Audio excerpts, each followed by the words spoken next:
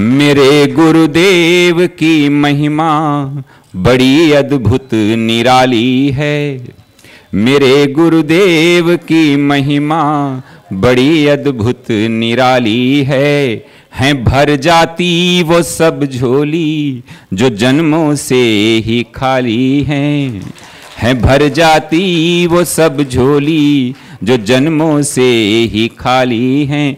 यहाँ तम की नहीं सत्ता, यहाँ हर दिन दिवाली है। यहाँ तम की नहीं सत्ता, यहाँ हर दिन दिवाली है। भराया लोक अंतर में, नजर में प्रेम लाली है।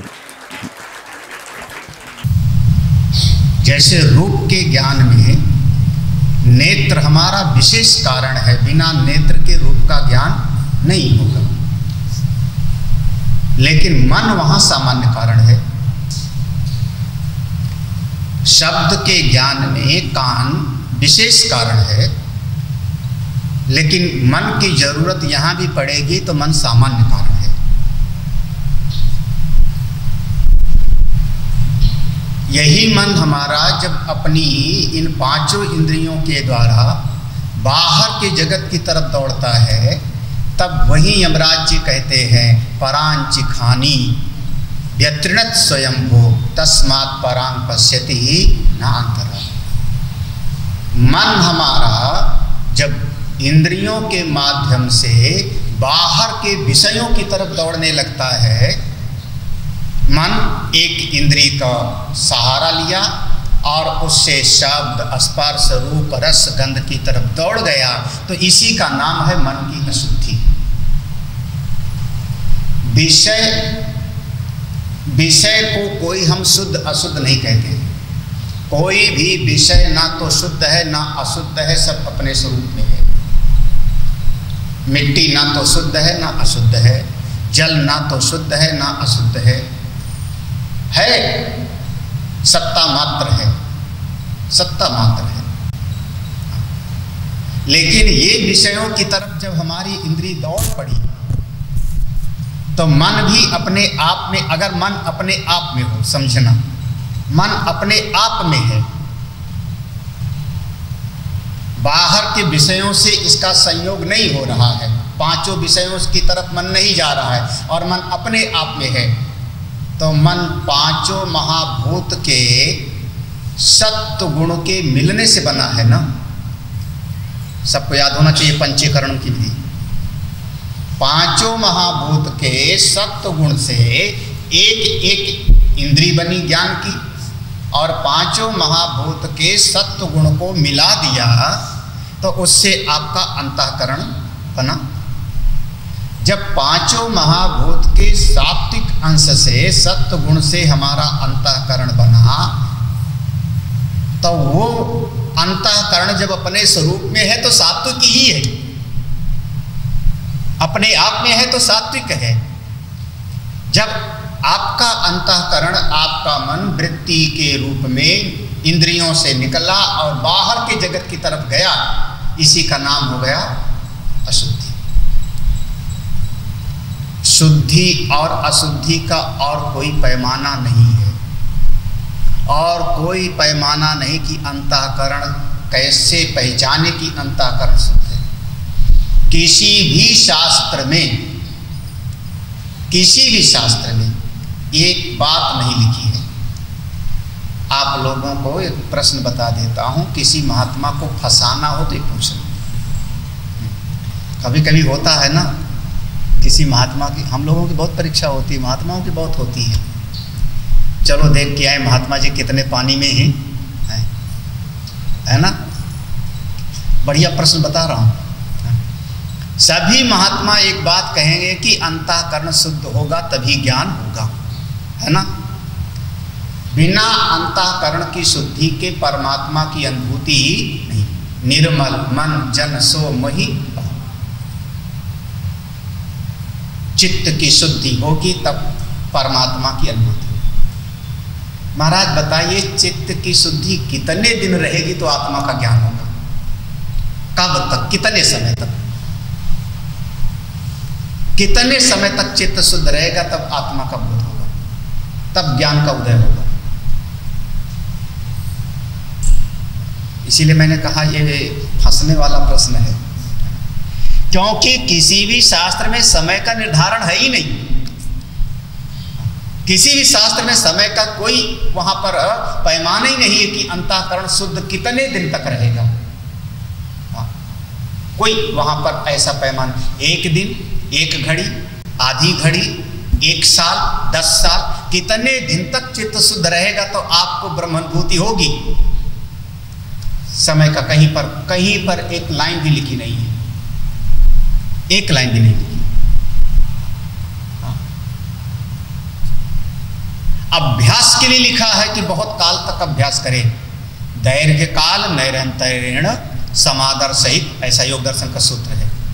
अभ्यास के लिए है, पूजा के लिए है, जाप के लिए है, स्वाध्याय के लिए है, लेकिन अंतःकरण कितने दिन तक शुद्ध रहेगा तो ब्रह्मानुभूति होगी। समय का कहीं मापदंड।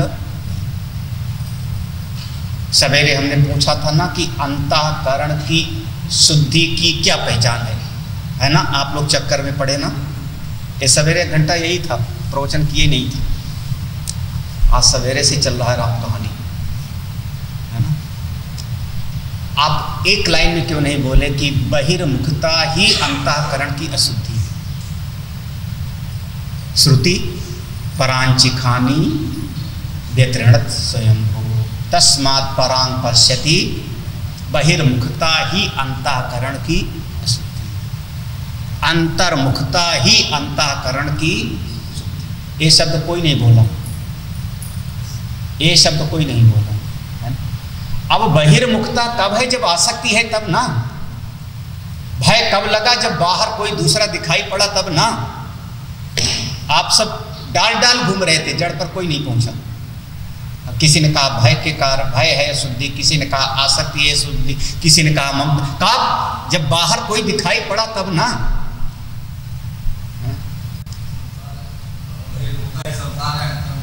बहिर्मुखता तो आप भी तो नहीं बोले सवेरे, क्योंकि मौके पर याद नहीं आया ना। इंद्रियों के माध्यम से मन बहिर्जगत की तरफ दौड़ लगाता है, इसी का नाम है अशुद्धि। और मन अपनी जगह पर बैठ जाए कुंडली मार करके, इसी का नाम है मन की चित्त की शुद्धि। ये है हमारे चित्त शुद्धि का। जितने समय तक आपका मन अपने आप में बैठा है उतने समय तक आप शुद्ध हो। अपने अंतर्यामी जी एक बात कहते हैं, बहुत बार बोलते हैं, इनकी बातें हमको कई बातें बहुत, ये कहते हैं अभी हम तुमको 1 मिनट में तुमको परम शुद्ध करते हैं। ऐसे एक आध बार हम साथ में थे तब बोला 1 मिनट में, हम भी चौंक पड़े, 1 मिनट में कैसे शुद्ध हो जाएगा कोई? बोले 3 बार नारायण नारायण बुलवा दिया इन्होंने, बोलो हमारे साथ नारायण नारायण नारायण, जाओ अब तुम शुद्ध हो। ऐसे ऐसे कई बार बोला, हमने सुना इस समय शुद्ध। एक शर्त लगा दिया कि आगे से कोई गलती मत करना, इस समय शुद्ध हो, भगवान का नाम ले लिया।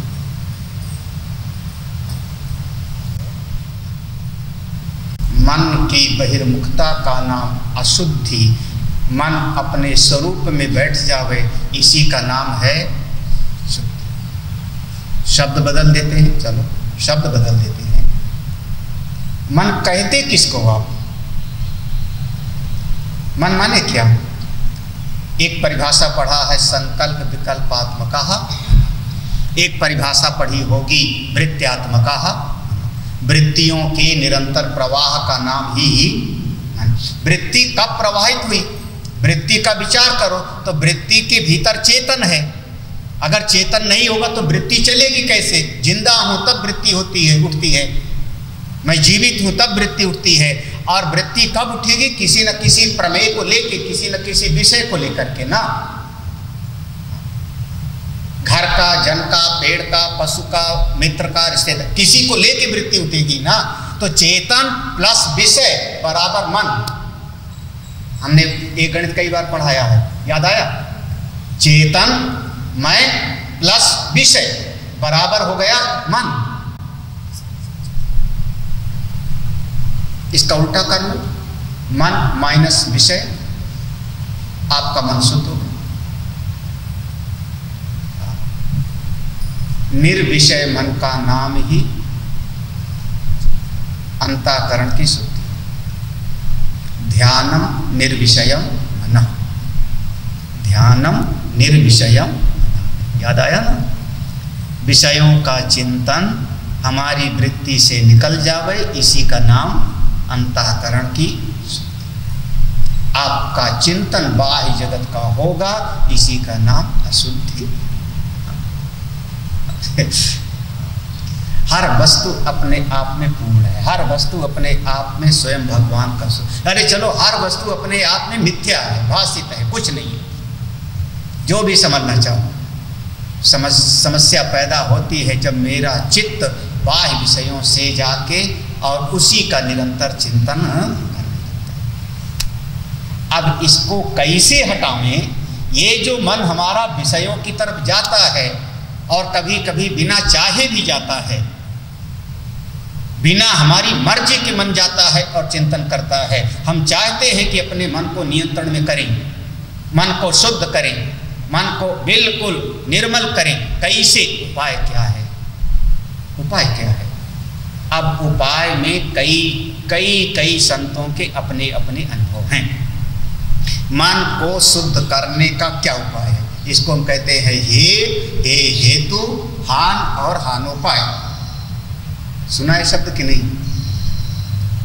हे माने कौन सी चीज है जो त्याज्य है। हे हेतु, अगर त्याज्य है तो क्यों, उसका हेतु क्या है? और जब वो चीज हमसे दूर हो जाएगी, निकल जाएगी, तो हमारी स्थिति क्या होगी? हान। और चौथा, इसका उपाय क्या है? इसी पर विचार किया जाता है लगातार। यही चार आधार स्तंभ हैं, हे हेतु हान और हानो।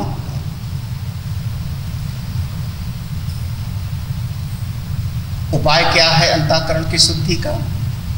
अब ऐसे समझो, कुछ संत लोग आपस में विचार कर रहे हैं कैसे मन को ठीक किया जाए। एक संत हैं जिन्होंने बिल्कुल शुरुआत में शुरू किया। उन्होंने कहा देखो भाई, ये मन बना कैसे? मन कैसे बना? बोले अन्न खाने से बना। अन्न का परिणाम है जी। ना विश्वास हो गए। श्रुति भगवती ने कहानी सुनाई, श्रुति भगवती ने कथा सुनाई। हाँ, नहीं मानता तू अन्न से बना है? नहीं मानता। बोला गुरुजी कैसे माने अन्न से बना है? बोले अच्छा ऐसा करना, कल से एक एक मुट्ठी अन्न खाना कम कर देना, अमावस्या के दिन बिल्कुल मत खाना। महाराज 15 दिन उसको भूखा रखा, नहीं खाया। 15 दिन के बाद अब वो आया, चेला प्रणाम किया। गुरुजी ने कहा अब पुरुषोत्तम सुनाओ, वेद का मंत्र सुनाओ, पढ़ाओ।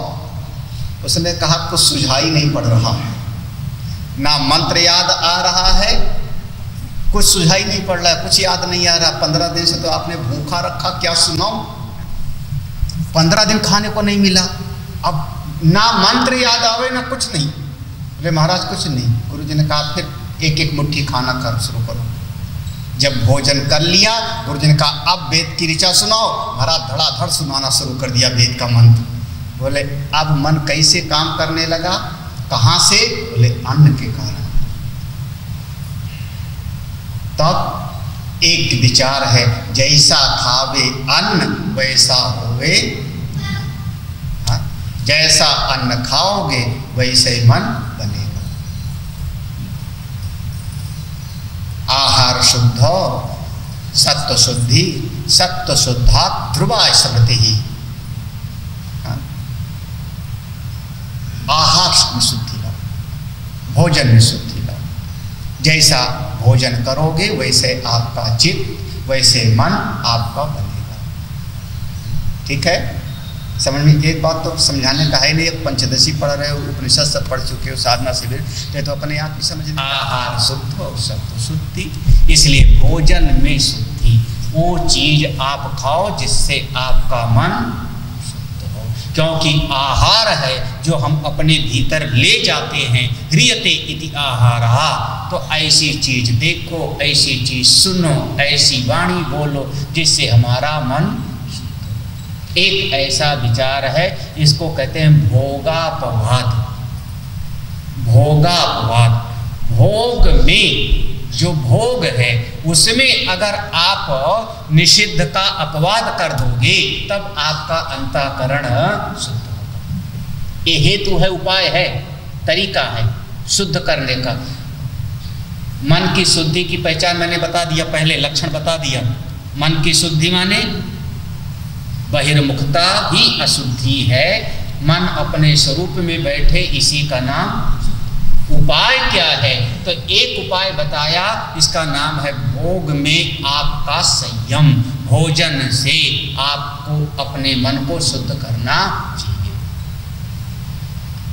कुछ इससे आगे के विचार में आए, उन्होंने कहा देखो कई बार तो ऐसा दिखाई पड़ता है जगत में कि कोई कोई तो बड़ा सात्विक भोजन करता है, बिल्कुल फलाहारी है, दूधाहारी है, पौहारी है, लेकिन महाराज कभी कभी काम ऐसे ऐसे करता है ना कि देख करके मन को लगता है कि आदमी कैसा होगा।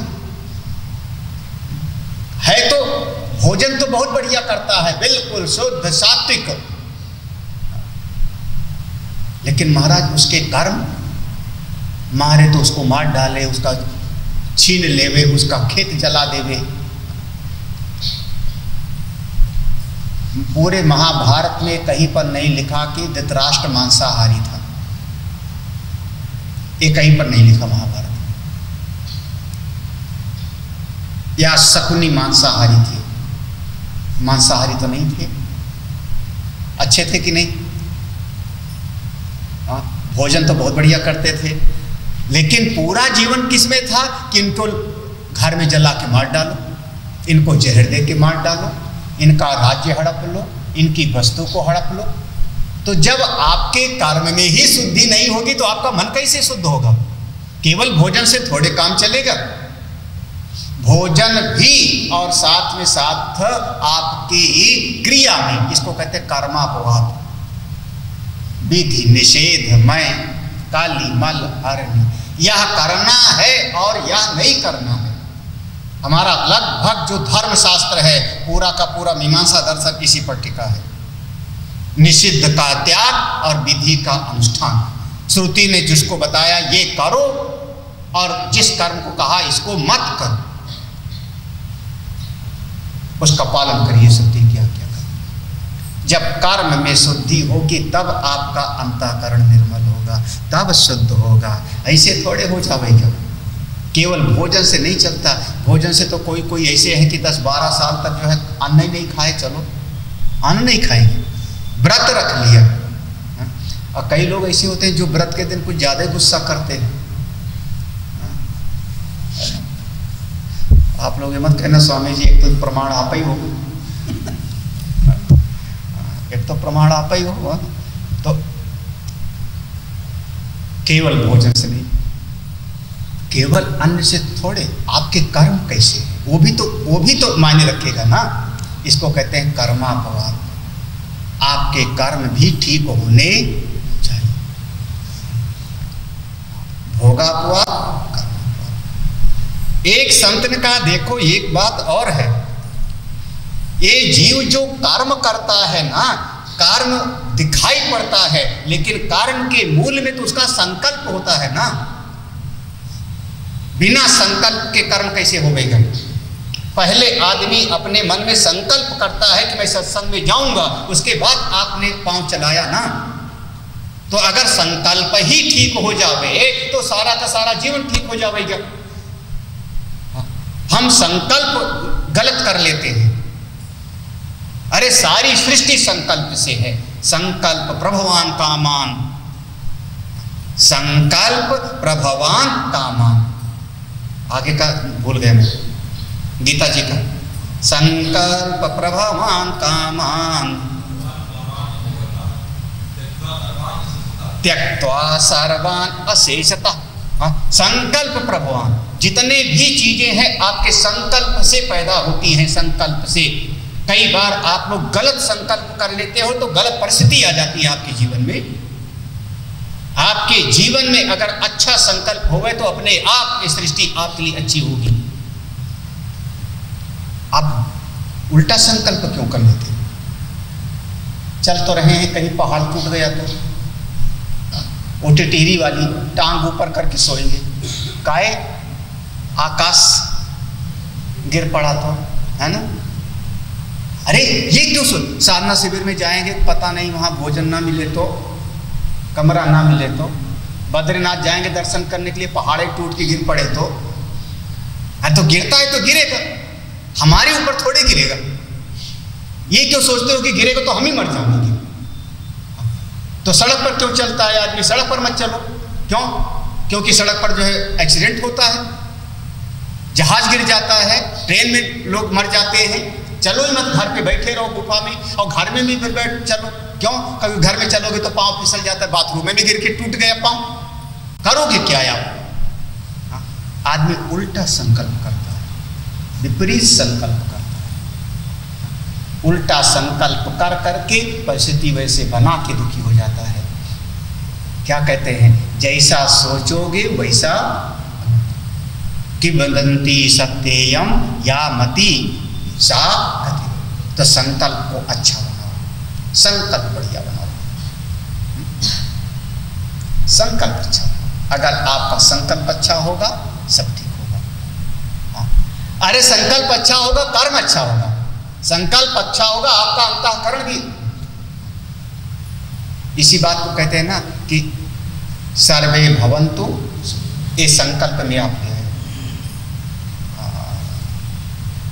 आरती के समय पे कुछ मंत्र बोले जाते हैं, उसमें आधे ब्रह्मचारी लोग बोलते हैं हमारे देश का राजा अच्छा होवे, तो कुछ कहते हैं तथास्तु। हमारे देश में अकाल ना पड़े, तो दूसरे कहते हैं तथास्तु। क्या मतलब हुआ? याद आया ग्राम तीरथ कुछ? हाँ, याद है? क्यों बोलते हो तथास्तु? बोले संकल्प अच्छा होगा, संकल्प अच्छा होगा। संकल्प अच्छा होगा तो आपका सब अच्छा होगा। इसको कहते हैं वासना हो, वासना हो। संकल्प से शुद्धि हो जाएगी। अब एक महात्मा ऐसा सब, ये सब दर्शन है, ये सब पूरा इसी पर दर्शन टिका हुआ है। ये सब सभी दर्शनों ने अंतःकरण की शुद्धि पर जोर दिया। आपको सावधानी से समझना चाहिए। कर्मापवाद किसका? मीमांसा दर्शन का हो जाएगा, पूरा का पूरा पूर्व मीमांसा कर्मापवाद। संकल्प ये सारा का सारा जो है, आप हमारी भक्ति की एक शाखा को ले लो।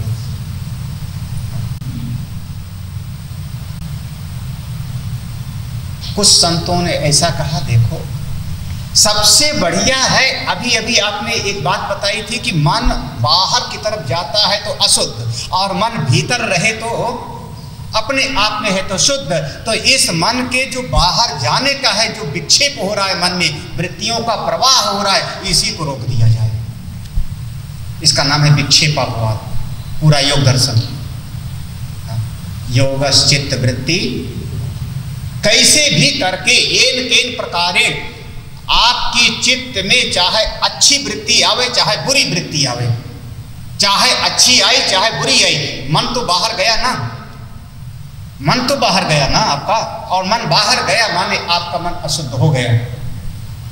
चाहे आपने बढ़िया सोचा चाहे घटिया सोचा, चाहे आपने दान का सोचा चाहे घृणा का सोचा, लेकिन सोचा तो ना आपने, और सोचा यानी आपका मन बहिर्मुखी हुआ। ऐसी साधना करो कि मन का बाहर जाने बंद हो जाए। अब उसके लिए उपाय है विक्षेपापवाद। विक्षेप की निवृत्ति से मन शुद्ध हो गएगा।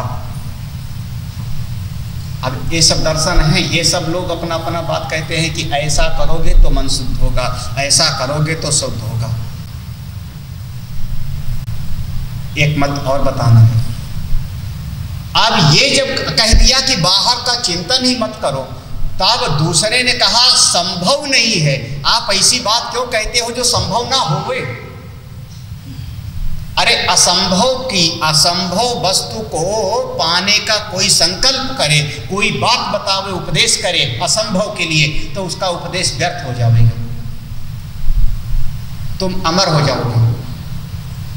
तारा खा लो तो अमर हो जाओगे, तारा ले आओ तारा खा लो तो अमर हो जाओगे। यह उपदेश कौन सा है? निरर्थक। क्योंकि तारा ना हमारी मुट्ठी में पकड़ में आएगा, ना मैं तारा खा पाऊंगा, ना मैं अमर। इसको कहते हैं उपदेश व्यर्थ हो गए। अरे ये मन जो इतने वर्षों से जन्मों से बाहर की जगत का चिंतन करता था, इसमें वृत्तियां आती थी, आप कह रहे हो कि इस मन को रोक ले। ऐसे कैसे रुक जाओगे महाराज? संभव नहीं है। यहां एक पंखा तो रोक नहीं पाता,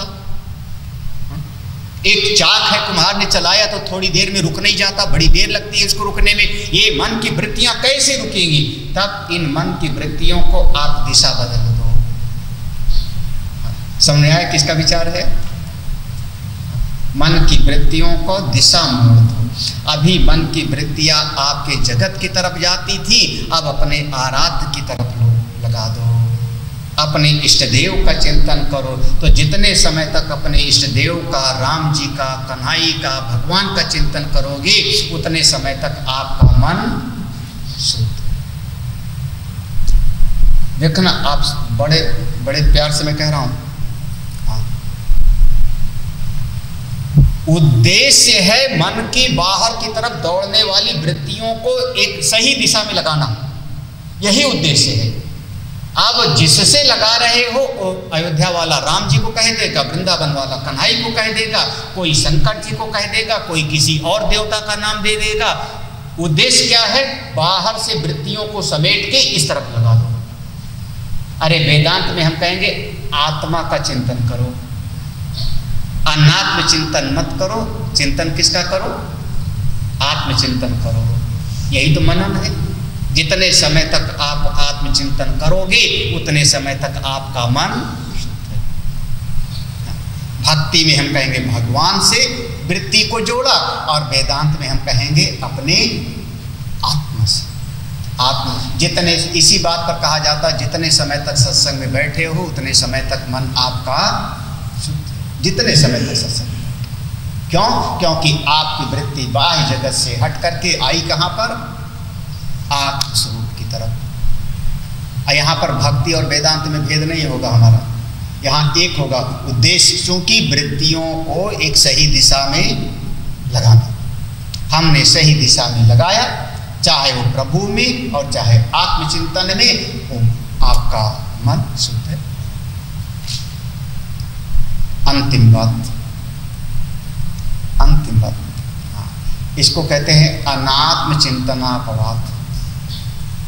ये सब नाम है, अनात्म चिंतनापवाद। जो अनात्म पदार्थों का चिंतन चल रहा है, उसका अपवाद कर दो तो आत्म स्वरूप का चिंतन होने लगा, भगवत स्वरूप का चिंतन होने लगा। तो जितने समय तक भगवत स्वरूप का चिंतन होगा, आत्म तत्व का चिंतन होगा, उतने समय तक आपका मन शुद्ध।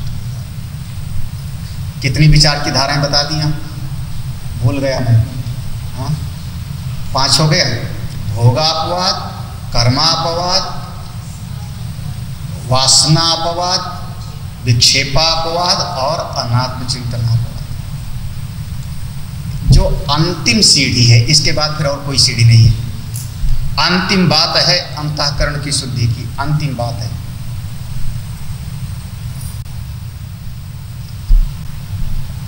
एक बात तो ये है ना कि जब आप कहते हो मेरा मन बहुत खराब है, अंतःकरण अशुद्ध है और इसको शुद्धि करेंगे तब ज्ञान मिलेगा, तो अपने भीतर विचार करो। तो 4 मान्यताएं पहले आपने बना लिया है, 4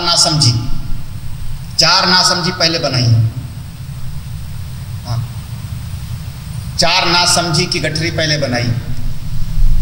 मन है, मन मेरा है, मन अशुद्ध है और मन को किसी उपाय से शुद्ध किया जा।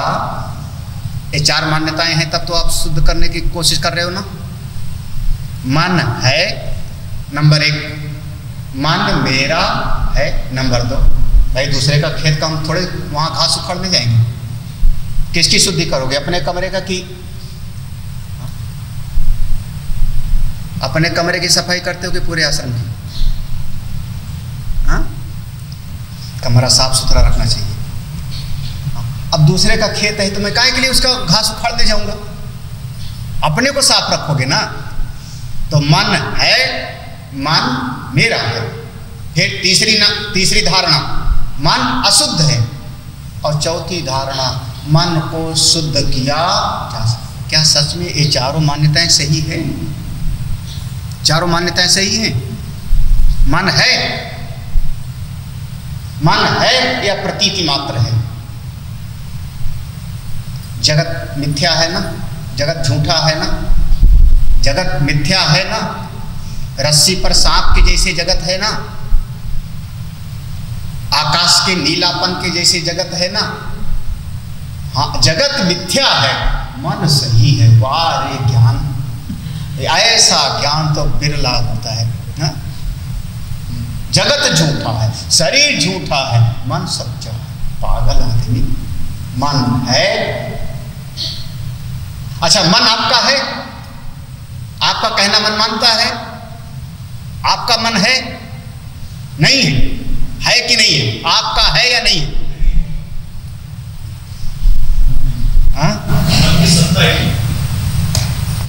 ये तो इतना समझने के बाद, घंटे भर के लेक्चर के बाद बोल रहे हो। सवेरे तो सब भूल गया था।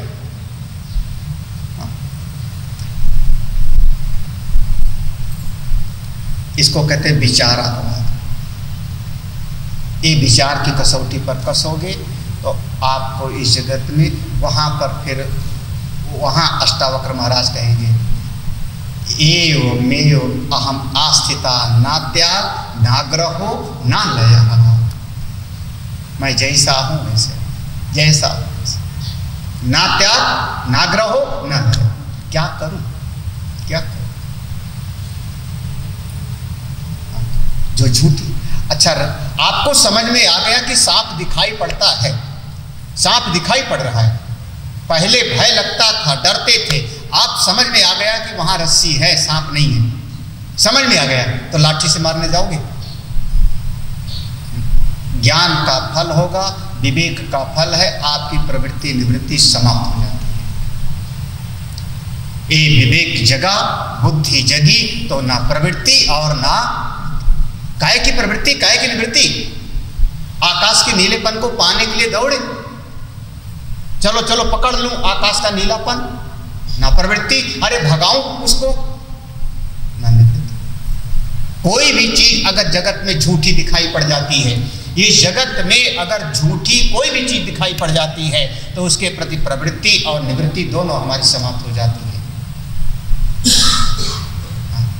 अगर समझ में आ गया कि पूरा का पूरा जगत और जगत के भीतर ये देह और ये अंतःकरण सब का सब मिथ्या है, भाषित है, तो काय की प्रवृत्ति, किस बात की निवृत्ति?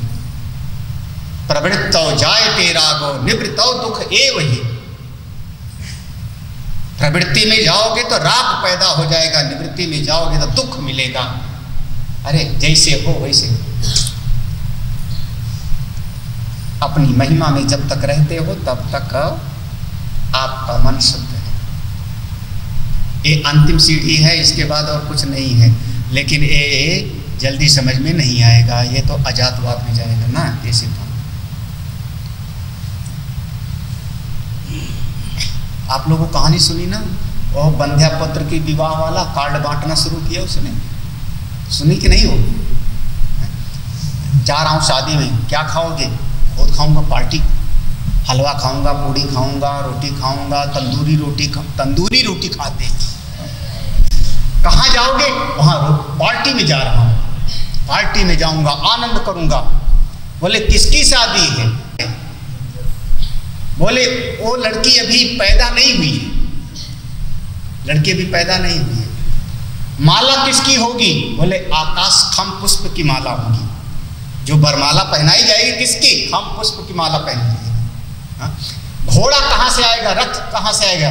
जिस रथ पर दूल्हा बैठा गया, बोले गंधर्व नगर से आएगा रथ।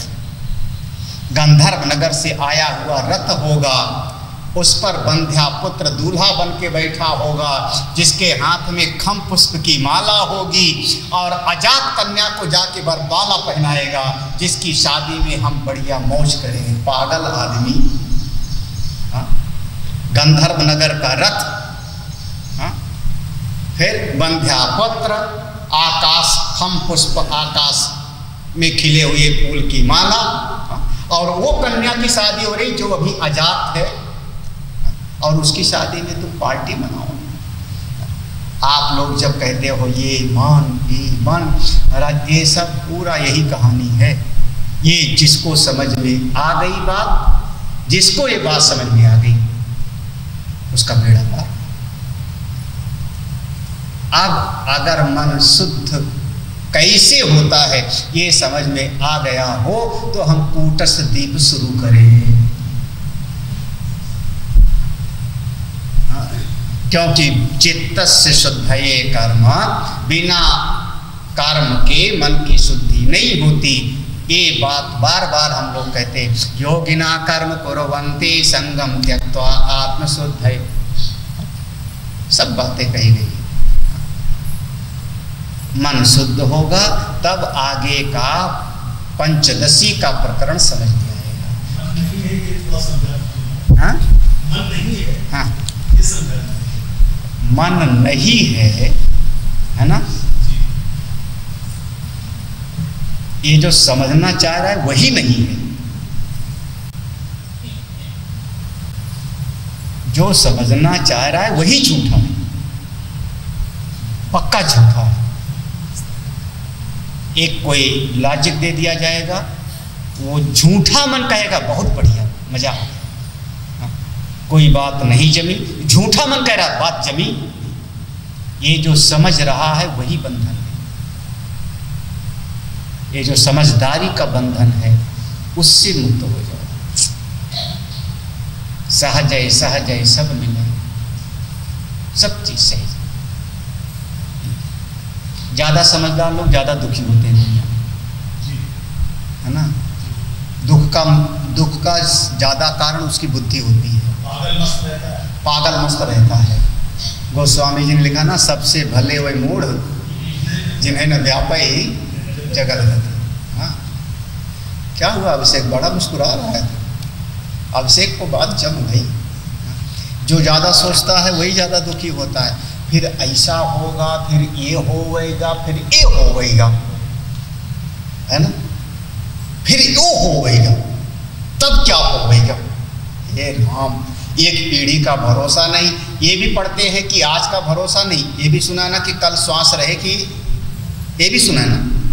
फिर ये कहाँ से कि फिर अगर ऐसा होएगा तो 2 साल बाद वो ऐसा करेगी, वो ऐसा करेगा। फिर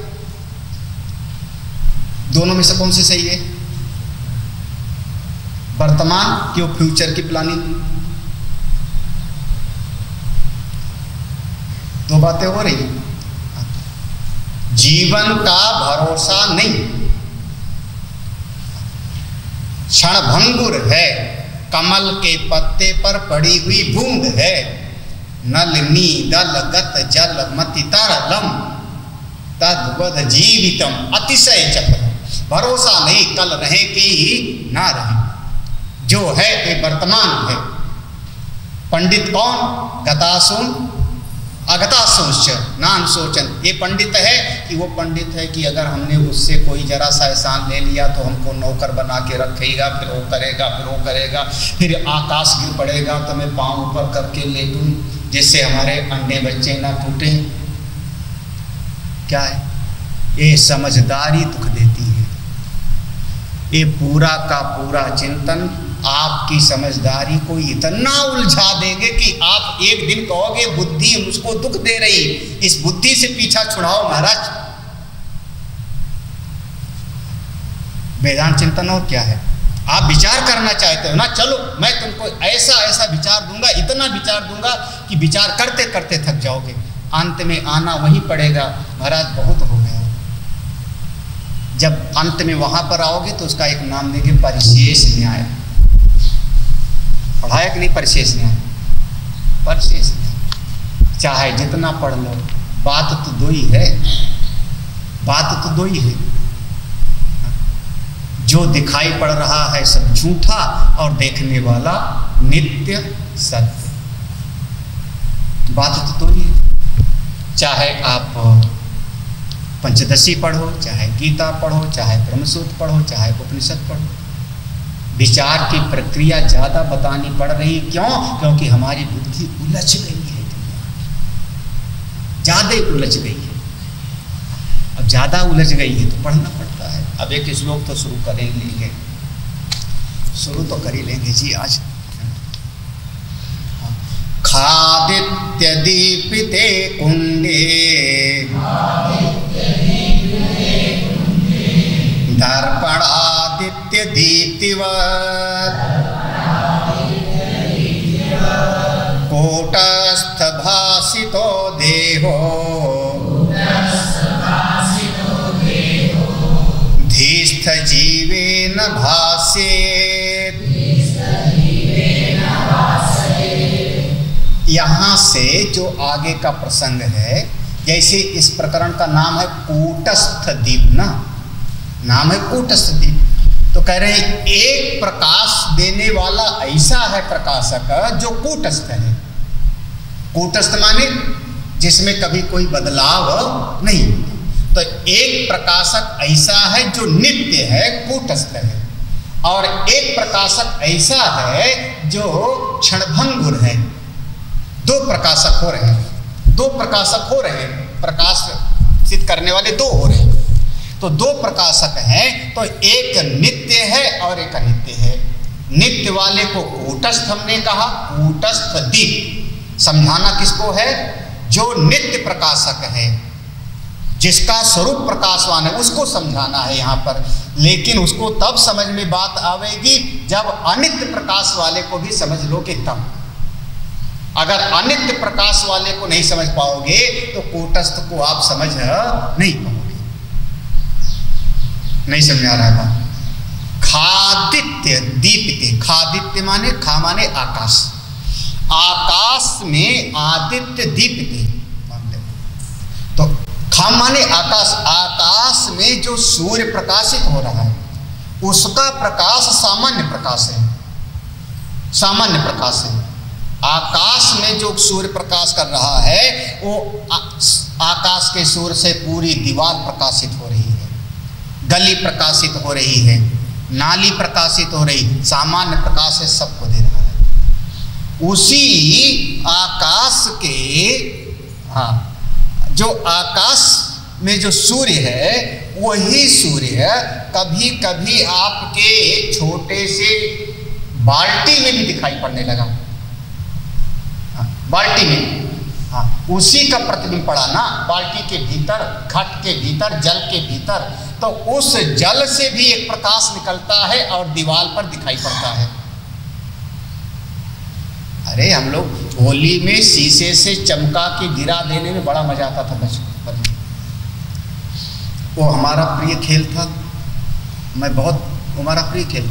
ऊपर चढ़ जाओ, टूटा हुआ शीशा मिल जाए कोई गली में लेकर के, और ऊपर चढ़ करके, और जो बेचारा साइकिल से आ रहा हो और ऐसे ऐसे करके उसकी आंख की तरफ चमकाया जाता था। और जैसे वो आंख पे चमक पड़े तो लुढ़क जावे तो आप छुप जाओ दीवार के नीचे। हाँ, तो अब अगर वो शीशे में जो सूर्य दिखाई पड़ा या वो पानी में जो सूर्य दिखाई पड़ा प्रतिबिंब, उसमें से भी एक प्रकाश दिखाई पड़ा जो दीवार की तरफ जा करके चमचम चमचम थोड़ा सा चमकता है।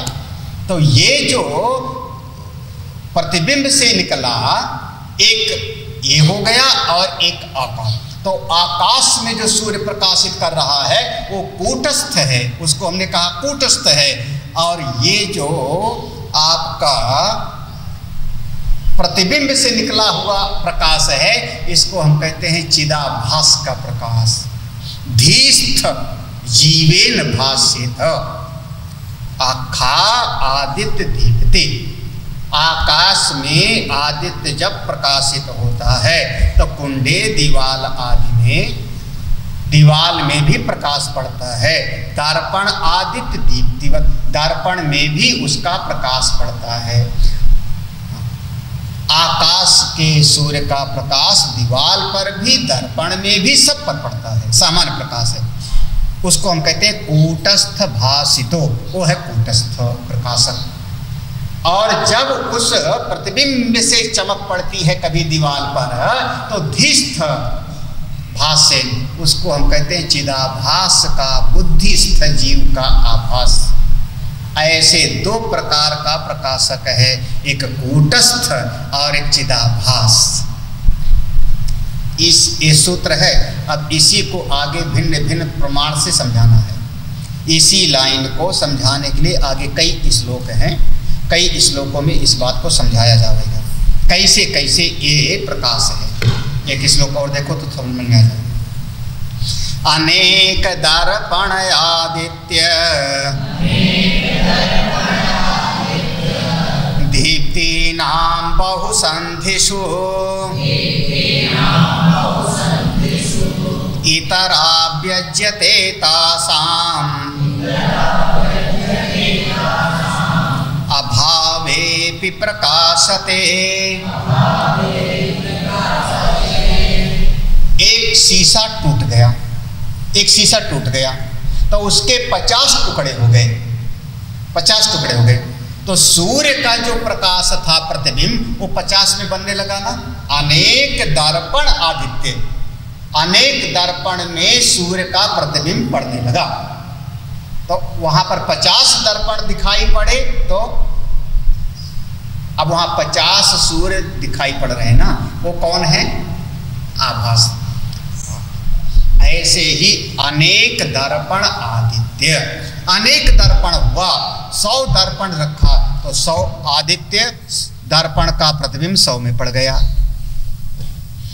दीप्ति नाम बहुसंधिषु, तो ये जो हमारा 100 दर्पण हुआ, 100 दर्पण में से जब प्रकाश निकलेगा तो 100 जगह पर चमकेगा ना। दीवाल में, दीवाल पे 100 जगह चमकेगा ना।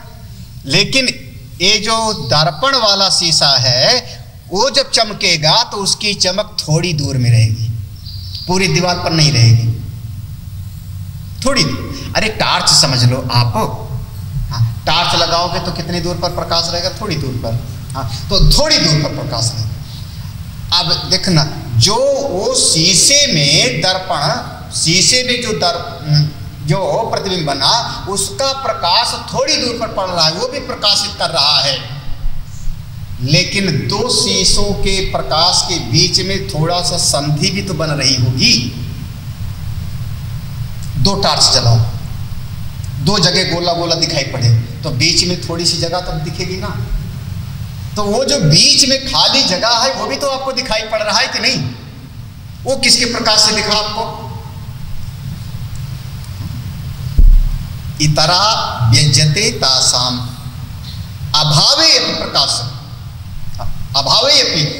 दो, जैसे समझिए, अब इसको समझने का है, आगे आगे इसको ले आएंगे अपने जीवन में, अपनी बुद्धि के भीतर ले आके पहले दृष्टांत समझ में आएगा तो दृष्टांत भी समझ में आएगा। दृष्टांत है कि सूर्य का प्रकाश कूटस्थ है, सामान्य प्रकाश है। उस सूर्य के प्रकाश से सूर्य का प्रतिबिंब 10 में पड़ा, 100 में पड़ा, तो जो 100 में पड़ा उसको हमने कहा सूर्य का आभास, सूर्य का प्रतिबिंब। उस प्रतिबिंब से भी एक एक प्रकाश निकलने लगता है, दीवार पर चमकता है, ठीक है ना। तो ये जो प्रतिबिंब बना सूर्य का, उसने भी प्रकाश दिया दीवार पर, और साथ में जो ऊपर का प्रकाश है वो भी दीवार पर दिखाई पड़ रहा है। असल में दीवार पर दो प्रकाश आपको दिख रहा है, एक सामान्य, एक विशेष।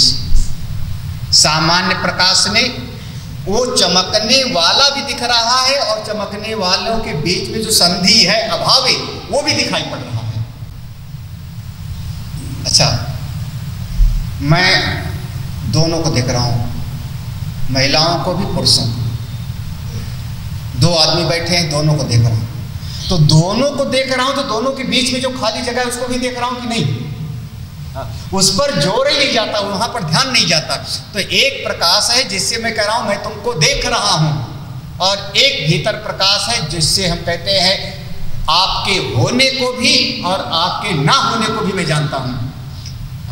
तो दो प्रकाश हो रहा है, एक है चिदाभास का और एक है कूटस्थ का। यही बात आगे पूरा समझना है इस प्रसंग में, चिदाभास का और कूटस्थ का।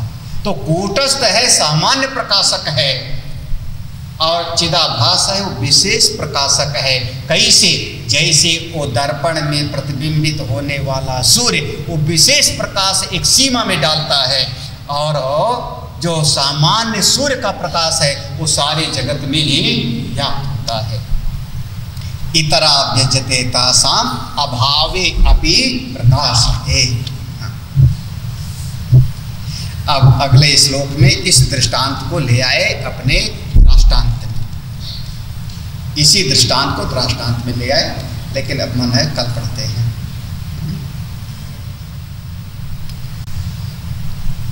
ओम पूर्णमदः पूर्णात्।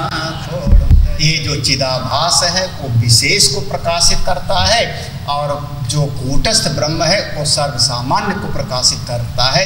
यही इस दीप प्रकरण का, कूटस्थ दीप का ये सिद्धांत है। इसी बात को तरह तरह की युक्तियों से स्पष्ट किया जाएगा। अंतःकरण की शुद्धि का पता लगा कि नहीं? अंतःकरण शुद्धि की पहचान उपाय हम बता, ये उपाय है कि आहार शुद्ध हो, सत्य शुद्ध, जैसा खावे अन्न वैसा। ये अंतःकरण की शुद्धि का लक्षण नहीं है, ये उपाय है। अच्छे कर्म करो, बुरे कर्म मत करो, तो अंतःकरण, ये उपाय है, ये लक्षण नहीं है। भगवान का चिंतन करो, संसार का चिंतन ना करो, तो ये उपाय है ना। भोगापवाद, कर्मापवाद, वासनापवाद, अनात्म चिंतनापवाद, विक्षेपापवाद और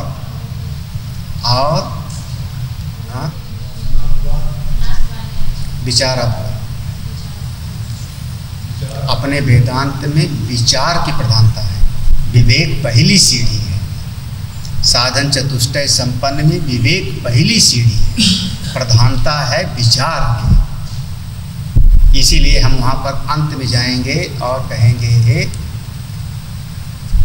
मनन करो और निधिध्यासन करो। विवेक पहली सीढ़ी, विवेक से शुरू करते हैं और विचार पे जा कर के समाप्त हो जाता है। हाँ, क्या कहेंगे? महावाक्य विचार, महावाक्य विवेक प्रकरण ऐसा आएगा, महावाक्य तो इस तरीके से विचार।